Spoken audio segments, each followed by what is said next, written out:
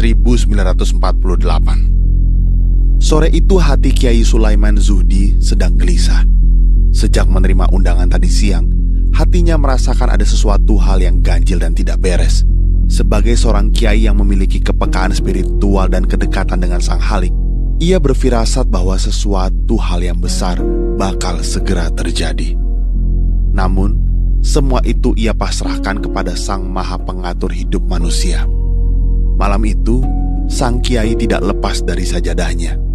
Ia terus melakukan salat serta berzikir, berdoa, dan memohon keselamatan kepada Allah. Subhanallah, subhanallah, subhanallah, subhanallah, subhanallah, subhanallah, subhanallah. Sebagai seorang guru pengamal tarekat Naksabandiyah Kholidiyah, Kiai Sulaiman memang ahli ibadah. Ia memasrahkan apapun yang akan terjadi kepada Sang Halik. Kiai Sulaiman terpekur di atas sajadahnya hingga subuh.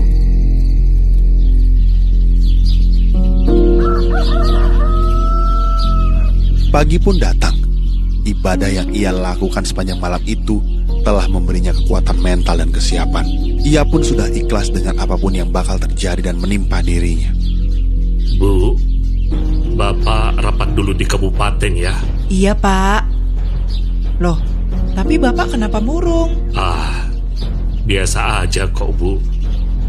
Bu, titip Ayul Umam ya.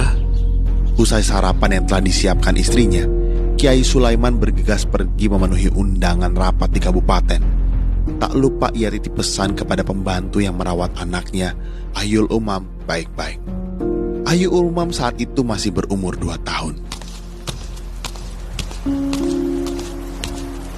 Begitu sampai di tempat tujuan, ternyata tidak ada kegiatan terapat sama sekali. Beberapa orang PKI dan tentara komunis FDR menyambut kedatangan Kiai Sulaiman.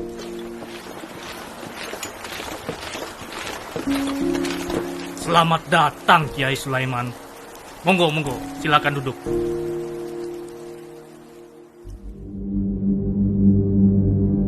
Rupanya di situ juga sudah ada para tokoh yang dikecoh oleh undangan bodong itu.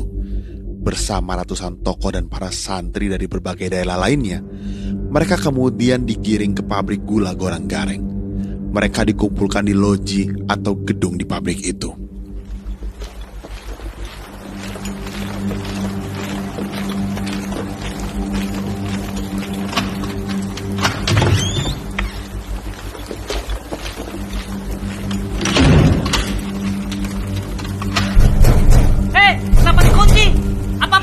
Keluarkan kami dari sini! Hai, anti komunis! Kamu mau berbuat apa kepada kami?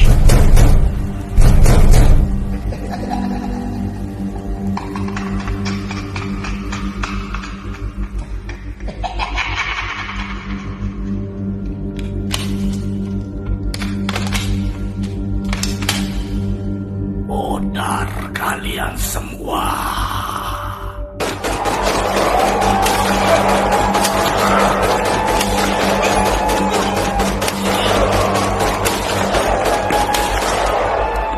Apa yang terjadi? Ratusan orang yang sudah dikumpulkan di loji itu diberondong senapan mesin. Tentara komunis memberondong dari balik jendela.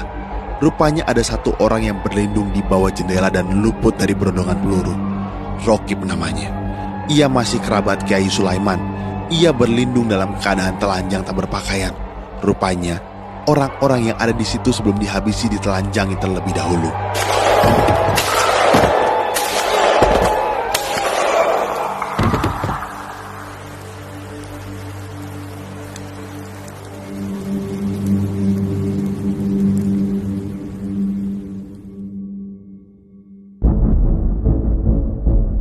Masih ada rombongan lain di kabupaten yang dikumpulkan komplotan PKI.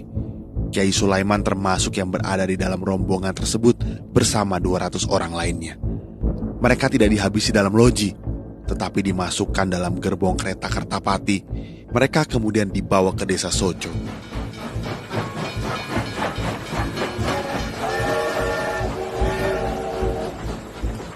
Gerombolan PKI menggiring para kiai sambil menodongkan senjata. Sampean masuk ke dalam. Tidak, aku ini mau kau apakan? Wes kowe menengae. Masuk. Ternyata di tempat ini terdapat 2 sumur tua.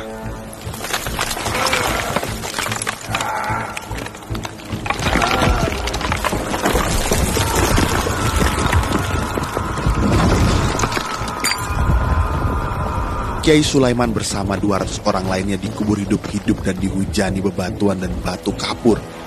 Namun kiai ini tidak langsung mati. Warga desa Soco mendengar suara zikir.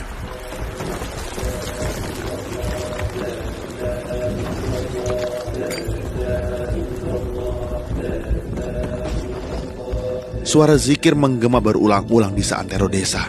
Namun penduduk tidak tahu dari mana suara zikir itu berasal. Dan suara zikir itu masih didengar para warga selama 7 hari.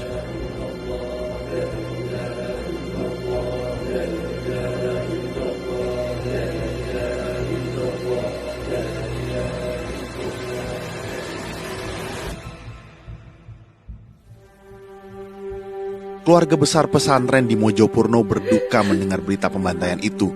Lebih sedih lagi, manakala jasad kiai mereka belum juga ditemukan. Lokasi pembantaian itu memang sangat dirahasiakan oleh PKI. Masyarakat dan para santri sudah putus asa mencari-cari.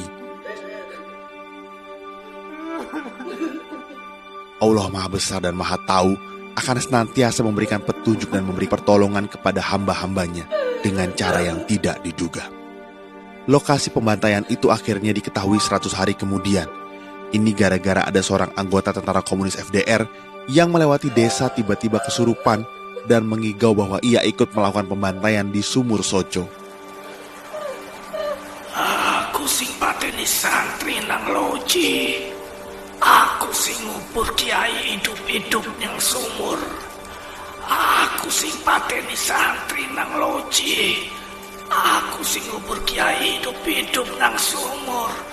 Aku sing ngubur kiai hidup-hidup nang sumur. Anggota PKI yang mengigau ini akhirnya diinterogasi dan menunjukkan di mana lokasi pembantaian itu berada. Masyarakat dan keluarga korban pun berbondong-bondong menuju lokasi yang telah ditemukan. Namun demikian, penggalian belum bisa dilakukan karena pada 19 Desember 1948 atau 3 bulan setelah peristiwa itu, Belanda melakukan aksi kedua yang dikenal dengan agresi kedua.